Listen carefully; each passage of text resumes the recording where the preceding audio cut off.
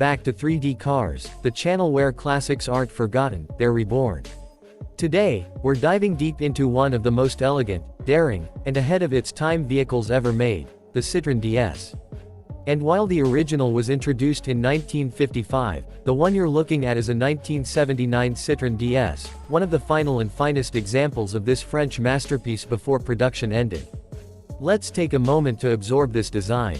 Even in 1979, more than 2 decades after its debut, the DS still looked like a car from the future. That smooth, spaceship-like silhouette. The sleek body that flows like water from nose to tail. No sharp lines, no unnecessary aggression, just pure, aerodynamic elegance. It wasn't trying to imitate anything else, and that's what made it so special. Under the skin, the DS wasn't just beauty, it was brains too. Citroën loaded this car with revolutionary technology. One of the key highlights was the hydro-pneumatic self-leveling suspension system. Even roads that would make your spine shiver felt like silk behind the wheel of the DS. This system automatically adjusted the ride height based on road conditions and load, giving it an unmatched ride quality, a system so advanced, luxury manufacturers took decades to catch up. Powering the 1979 Citroën DS was a 2.3-liter inline-4 engine, producing around 115 horsepower. Sure, that may not sound like much today, but the DS wasn't about brute force.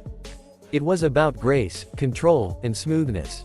Paired with either a 4-speed manual or a semi-automatic gearbox, it was effortless to drive, yet always felt engaged. The car was front-wheel drive, another bold move for its time, and handled with the precision of a vehicle years ahead of its competitors. Let's talk about safety. The DS was one of the first cars in the world to be engineered with passenger protection in mind.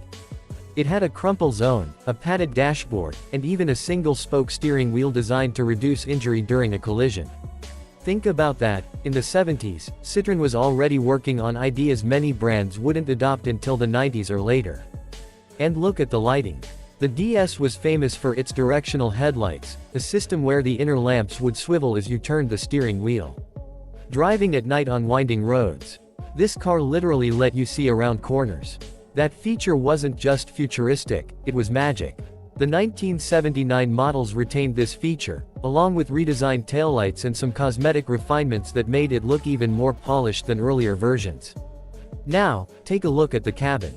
It's minimalistic, yet uniquely luxurious in that French kind of way.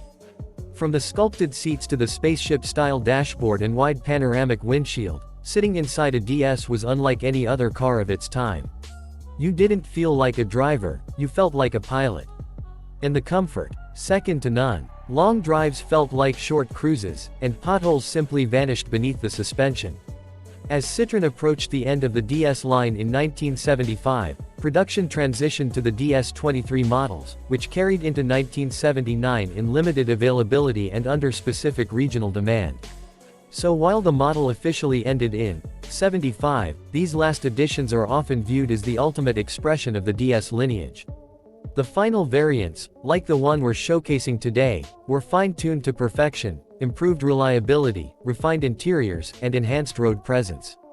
There's a reason why the DS was voted third in the Car of the Century awards, right behind the Ford Model T and Mini. It wasn't just a car. It was a revolution. In fact, when it was unveiled at the 1955 Paris Motor Show, Citroën received over 12,000 orders on the first day. That's how much this car shook the world.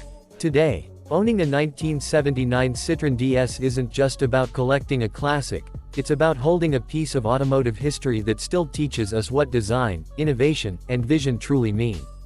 It reminds us that sometimes, being different isn't just brave, it's brilliant. So whether you're a lover of vintage elegance, a fan of groundbreaking engineering, or just someone who appreciates when art meets mechanics, the Citroën DS delivers on every front. And in 1979, it bowed out gracefully, still ahead of its time, still turning heads, and still riding smoother than most modern cars today. Thanks for watching 3D Cars.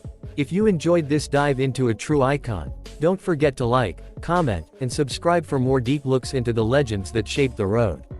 Until next time, keep driving the legacy.